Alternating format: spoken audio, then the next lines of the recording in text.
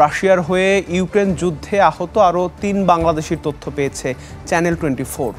নিখোঁজ আছেন অনেকে, নানা চেষ্টার পরও মিলছে না খোঁজ।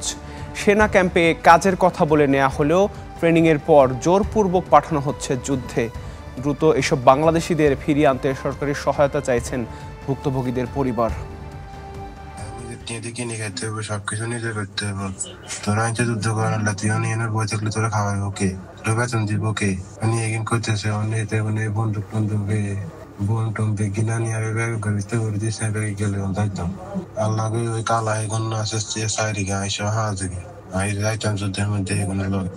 এছাড়া আর কোনো উপায় নেই, এটা করতেই হইব, যুদ্ধ জান লাগবে। প্রায় 15 দিন আগে পরিবারের সাথে শেষ কথা হয় লক্ষ্মীপুর থেকে রাশিয়া যাওয়া সাজ্জাদের। জানান জোর করে ইউক্রেন যুদ্ধে পাঠানো হচ্ছে তাকে। এরপর আর সাজ্জাদের সাথে যোগাযোগ করতে পারেননি বাবা মোহাম্মদ সিরাজ। না ওখানে যাইতে হইব, না যাইলে বেতন দিত না, স্যালারি দিত না বা খানা দিত না। এই যে 1 বছর এখানে থাকতে হইব, 1 বছর নিজের খাইতে হইব, নিজের সবকিছু করতে হইব, ওখানে যাইতে হইব। তখন আমি কি করবো, আমি বাধ্যের মধ্যে যাইতেছি, আমার লাই দোয়া করিয়ে।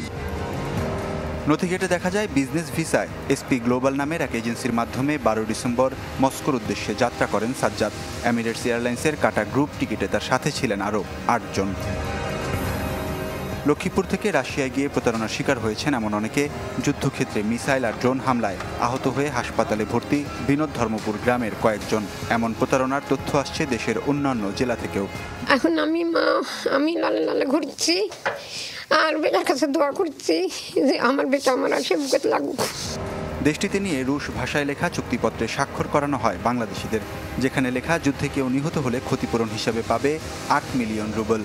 তবে সে অর্থ তো দূরের কথা, ভুক্তভোগীরা বলছেন দেয়া হচ্ছে না তাদের মাসিক বেতনই। যারা পাচ্ছেন তাদের টাকাও নিয়ে যাচ্ছে দালাল চক্র।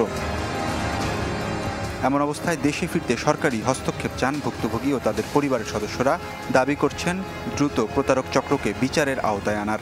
যারা মানুষ পাঠায় দেশে বিভিন্ন স্থানে, এই যে প্রতারণার, এটা দৃষ্টান্তমূলক শাস্তি হওয়ার দরকার বলে আমি মনে করি।